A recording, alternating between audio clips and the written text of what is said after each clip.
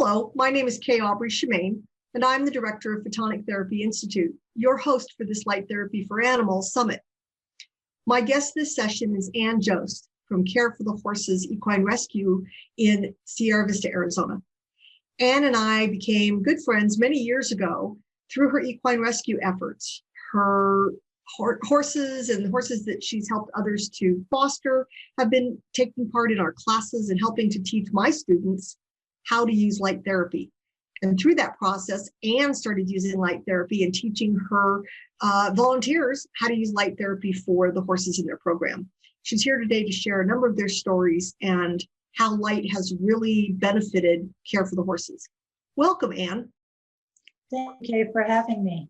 I'm so glad you're here. Get us started with a little bit of information about Care for the Horses and where that came from and how you started that. Well, I was out trail riding one day and came across 12 horses that I noticed were like skin and bones. So my girlfriend and I stopped by and knocked on the owner's door at 6:30 in the morning and said, "What's going on with these animals?" And we were told that she could not afford to feed them. Hay at that time was $18 a bale.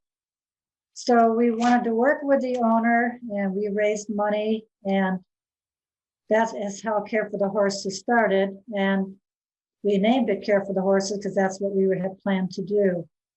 The owner was never able to properly care for them, and they eventually got turned over to our newly formed rescue program. That was in 2002. And since that time, we have been trying to help owners maintain keeping their horses by offering assistance to feed and veterinary care for them, with a small payback at the end when they can afford to do so. And that is our main goal because we all love our horses. But, there are times when circumstances are beyond the owner's control. They cannot continue to care for them, and they will relinquish them to the rescue program for taking care of them and eventually finding new homes. That's so wonderful and so needed. So we have a number of different cases here. Let me swing by here. That's Ann there on the right. One of the first cases that I ever knew about that you and I, collaborated on was this horse, Applejack. Tell us a little bit about his story. Well, I was having a fundraiser one day trying to find homes for horses at our facility, and we received a call. There was a horse a few miles up the road that needed some help, and that was Applejack there on the left. So during the middle of our fundraising, we went up and picked him up and got him in the trailer, brought him back, and he wouldn't get out the trailer. So eventually he came out by eating an apple, and that's how he got his name Applejack. But he had survived on literally eating trash. I mean, we're talking plastic bags, tin cans, towels, and his manure was, we were very scared of him colicking because that's all we could find in his manure. He literally had not eaten horse feed for a very long time. So we had to deal with ulcers. We had to deal with digestive. His muscles had all atrophied. So we did a lot of red lighting on him, trying to get his energy points up to colic points, and just trying to maintain him to keep him alive because we weren't sure he would be able to pull through. And thankfully he did. I remember this was one of the first times that one of the better known vets in your area had come across what we were doing with light and using activated probiotics and so on. And he was really kind of a miracle baby. None of us expected him to walk away because he was just a walking skeleton. How long after? I'm sorry, go ahead. No, go right ahead. I'm going to say, we have this wonderful picture of him on the right. How far apart are those two photos? About 18 months. We would not let him leave our facility until we realized he was stable enough to do so. And this young lady here adopted him and came and visited him at the facility, learned to care for him properly, learned how to do the red light, because it was a long, slow process. His stomach had to learn how to take food again, how to redigest everything. He had to get dental work. But I think this is where we introduced the vet to a lot of red light, and she really seemed to have a lot of faith in what we were doing, because we deal with a number of vets and not everybody is aware of what red light can do. Sure, sure. Did you have a specific regimen with Applejack?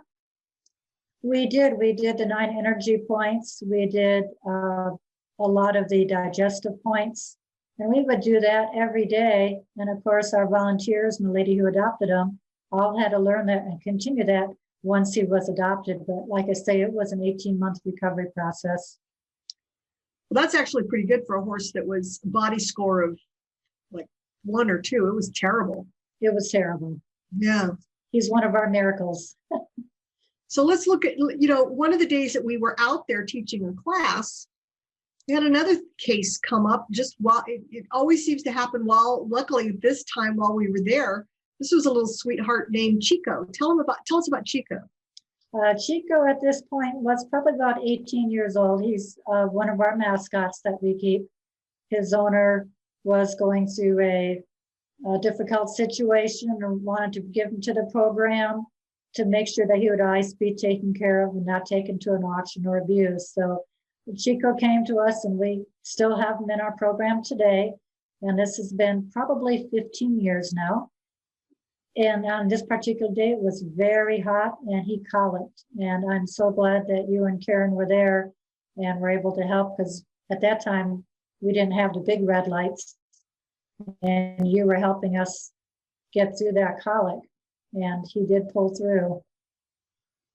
Yeah, I can remember we had a couple of other people with us that day, and they were a little flabbergasted when Karen just said, "Oh, I got to go take care of this other horse. He's got a problem. I can tell he has a problem. He's colicking. He was rolling. He was biting." And you could tell she didn't have to put a halter on him or anything. He was just, "Come over here, lady, and work on me." And he was pooping within minutes. He was doing well. He was very responsive, and you can left side of his neck on the picture to the left. The vet had already been there previously, sometime before that, a few days doing the colics. This was a continued. And so after the red light, he did not colic again. So that was a lot cheaper and easier than having a vet, because we could do it ourselves then. Yeah, that's excellent. Excellent. But that machine that Karen's using there, the BioPack, those aren't sold anymore.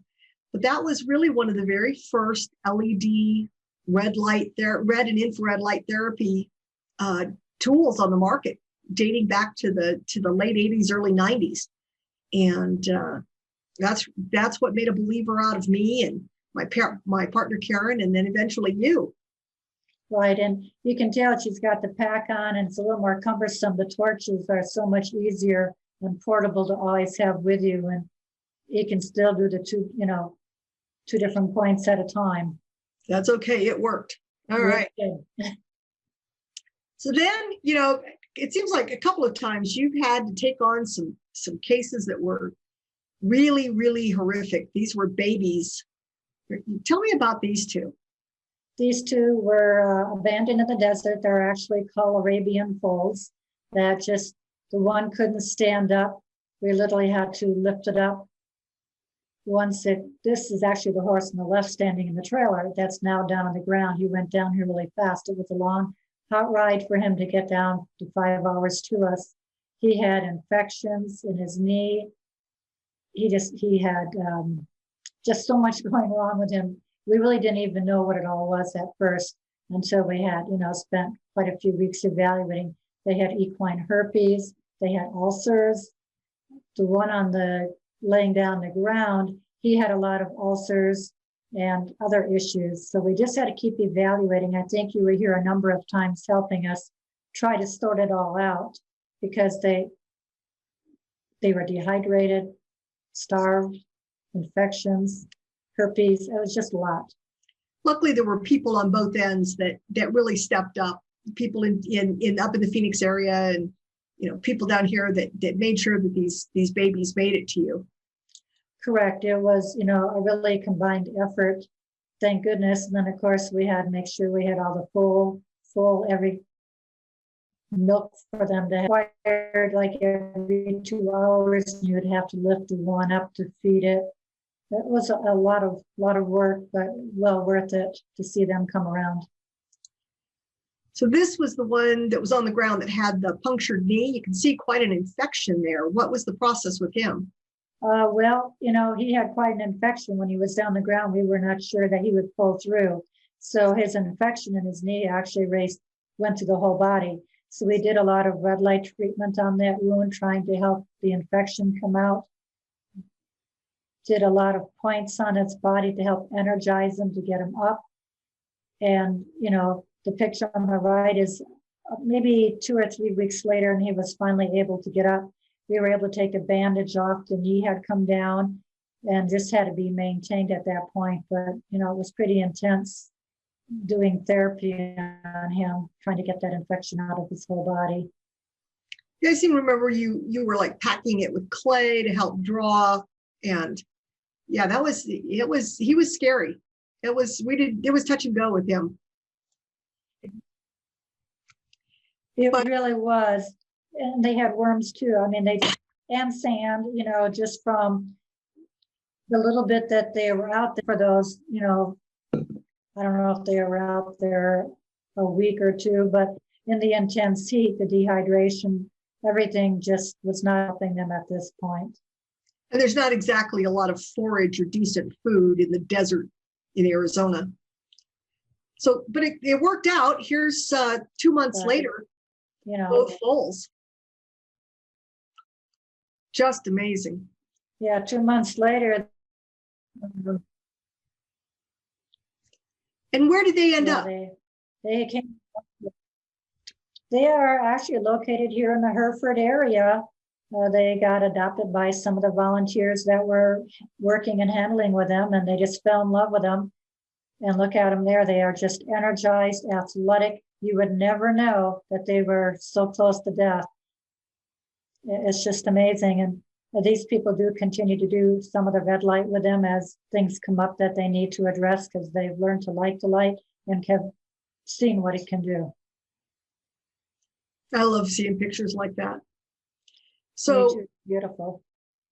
Our next horse is Zorro. And, from these pictures, you might not see a huge difference right off the top, but he was pretty unhappy when you first started, from what you were telling me. Yes, if you look at the picture on the left, you'll notice his head is quite tense. And actually, all his muscles never got relaxed. He was a thoroughbred off the racetrack, and he had severe ulcers, arthritis in his right hock. He was very sore through his neck and poll. He had a lot of TMJ issues because he never had dental work. So he wasn't overly handleable. So he came to us, and we had volunteers work with him. We had, at that time, a caretaker living on premise, and she went out diligently once she learned how to do the red light. And she took her chart out there and would go through it every day without fail. I don't care if it was raining or snowing, she was out there doing that. And her goal was to make him relax, the ulcers go away. We really didn't know if we would ever find a home for him that could handle him and his arthritis that wasn't going away, help keep him be ulcer free. But we have found one, and he has been there for a couple of years, and that's the picture on the right. You can just see how soft his eyes are there. There's no signs of ulcers for 18 months. It's just amazing. Yeah, he's in a pretty good spot now. It's a pretty good spot. He's a pretty happy boy. He is, but if we didn't continue with the TMJ release and the hyoid release and doing the ulcer points and the red light on his arthritic hock, and I don't know that he would have ever come around. He just would have been in pain all the time. And now he's not. Yeah, and rescue thoroughbreds off the track in pain, that's a recipe for somebody getting hurt and the horse getting euthanized. It really is. It really is. But, he's got a wonderful life now.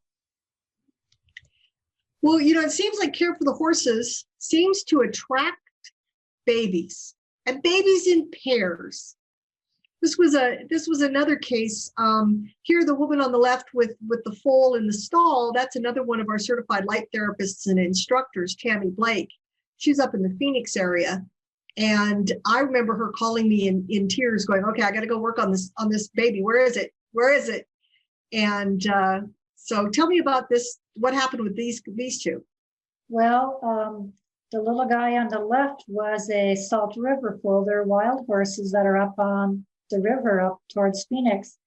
And because Care for the Horses is so well known throughout the state, someone from Phoenix contacted us down in Sierra Vista, hoping that we could help make a connection. They needed to go out and find this foal. Someone had seen him and took a picture, and then hike back to where they had cell phone service.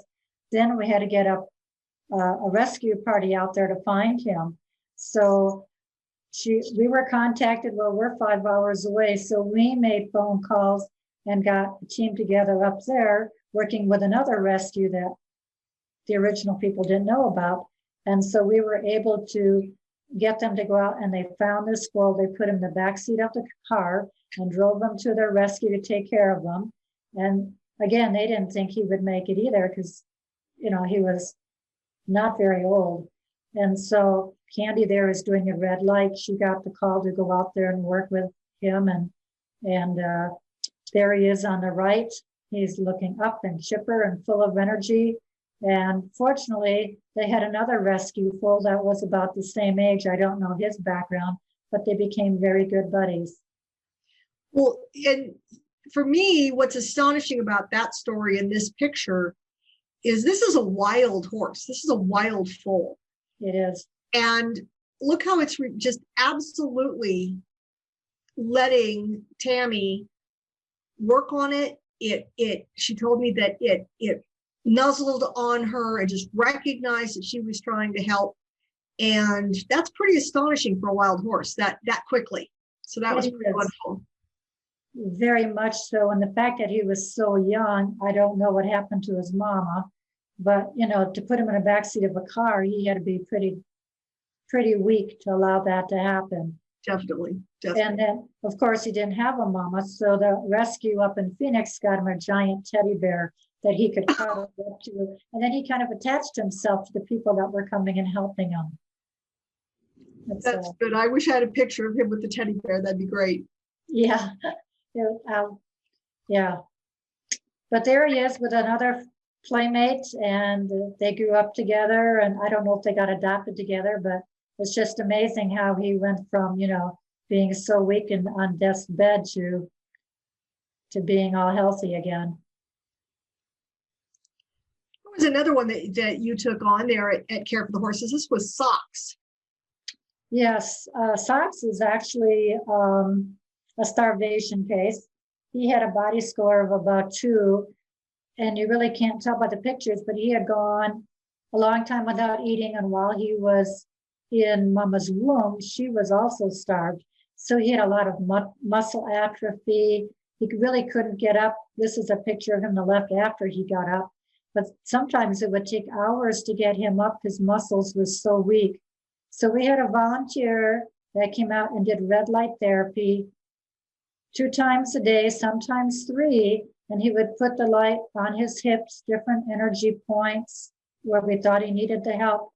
And it was, he was very responsive to some, but some was over, he couldn't take it. So that's why the volunteer would come back repeatedly, do what he needed to do, get some response, give the horse time to, you know, work through it, and then just continue that process. And that probably went on for 4 to 5 months. And then over time, I would say the picture on the right would have to be at least 6 months afterwards when he developed and looks very healthy there. He went on to be a riding horse. He did. And, you know, he was a stud when we got him also. So he was never going to be very big. So he turned out to be an awesome child's horse. And the lady that adopted him knew how to train horses. And eventually, this is what he was doing, taking the kids out for trail rides, nice and easy, healthy. He no longer has any lameness, any issues. He came around completely. But like I say, our volunteer did intense. And what would you say a good, quiet, sound, trained kids horse is worth? I mean, that's just. I would say priceless because they're taking care of your baby. But, that's just it. I never thought being a stallion that he would ever come around to that. But all the attention that he got, the training that she did, the red light to help him get his muscles, and like he had a poor attitude, he didn't want to live. He did not want to get up. So the diligence shown by the volunteer with doing the red light therapy and his continuation of being there. I mean, thank goodness he didn't live very far away because it was multiple trips per day. Wow. So we have a last story, and this is one that I just happened to be there when we first discovered what was going on. This is Lena, and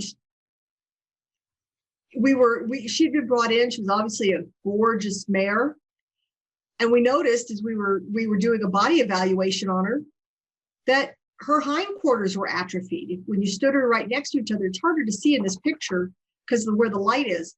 But there's a huge divot here in her hindquarters. Tell us about what you guys went through with Lena. Well, Lena was a horse that was used hard and then locked away in a tiny stall for months and months. So after having so much use and then getting locked up, her muscle just disappeared. And they were hard as rocks. So they were very painful to her. And she would walk all tucked up in the back.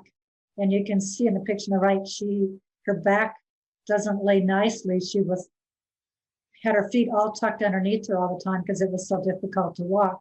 And you can see the stress line on her rib cage because it hurt. It hurt all the time. So in addition to this, she also had ulcers. And she also had TMJ. She needed dental work severely. Her feet had not been done for ages. So we had to get her in. And again, Karen and Kay happened to be there and could do the evaluation. And we came up with a plan for red lighting her. And we would get her to a certain point and think, okay, she's good. But if we didn't keep up with the red lights, a couple times a week, she would go back. So we had to start the intense light again. So once she started to keep maintaining it with the horse, and we did train, eventually the people that adopted her continued with the red light therapy, which was awesome that we could continue to improve and get her muscles taken care of. That was the biggest thing. The dental we could address, the feet we could address, but all the muscles and the damage, it just took forever to get those muscles all back to normal. Yeah, her sacrum was out of balance. You can see here in this picture, if you just look at how out of balance her top line is, she's much higher on the right side. And yeah, so that she needed so much physical therapy. And she wasn't in the two body score. She wasn't starved to death the way many horses are when they come in, but she was in so much pain and she had so much potential. And I love showing this last couple of pictures because this is what it's all about. This is Lena today. And that just speaks for itself. What a stunner.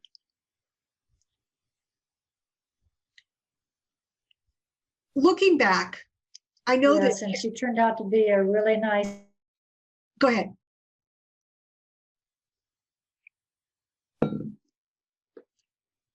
Go ahead. I spoke over you. Go ahead.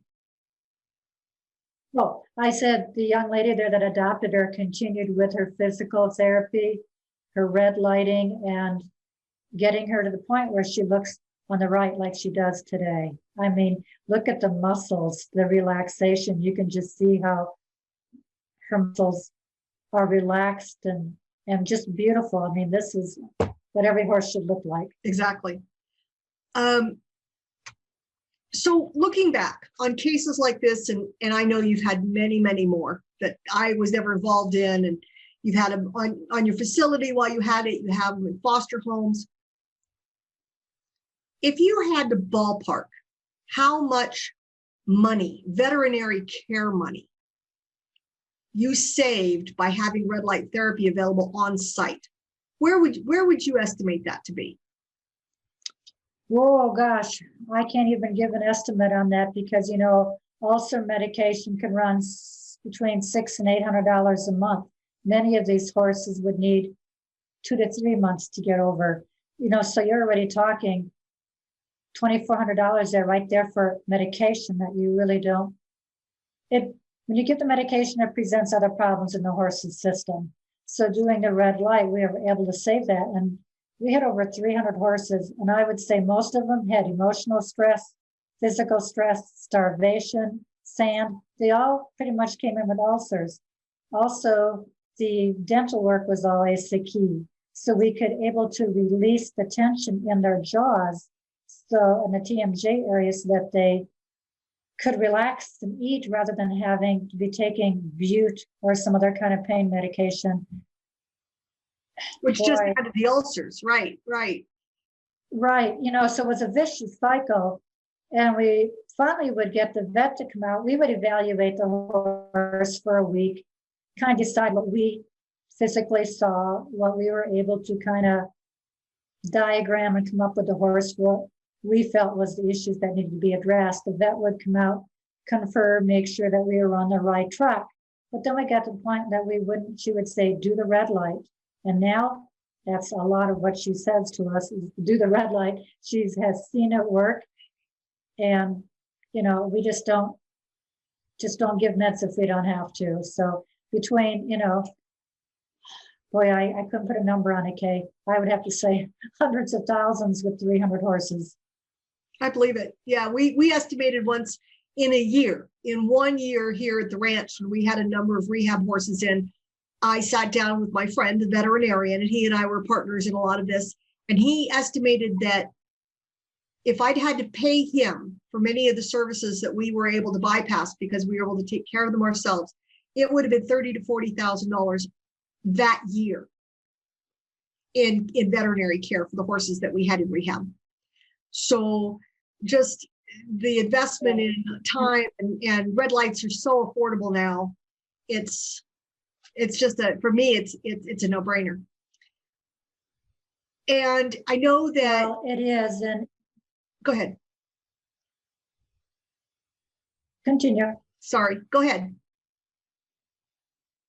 Oh, I also get calls from the vet when they can't get up for emergency calls and it's ulcer or like colic.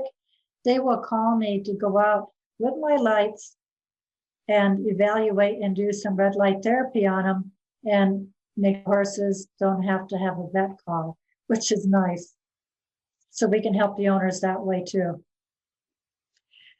Well, I know that you've been winding down the care for the horses facility.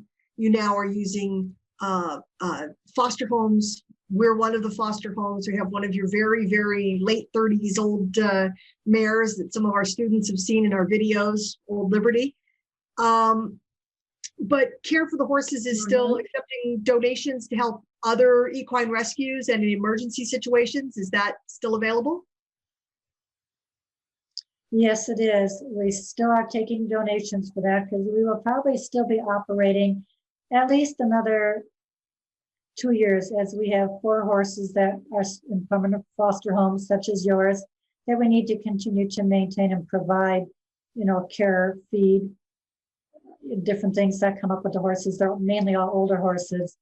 So we will continue to do that. And in the interim, what we're doing is when these hurricanes and fires go through around the U.S., we will send donations to help purchase hay, to help veterinarians provide medical care to horses that need burned or whatever's going on with them, the flooding situations. So we're helping out on a larger scale with many more horses, but not locally doing rescue. Well, good. We'll make sure there's a link next to this presentation. So if people feel moved to want to help with that, they'll be able to find it. Thank you. Thank you for spending time with me today. I really appreciate it. I know you're semi-retired, and so you're coming out and spending a couple of hours with me is very generous. Thank you so much, Ann. Well, thank you. I always enjoy talking about the horses and what we can do to help them. So appreciate it. Take care. Bye-bye. Bye now.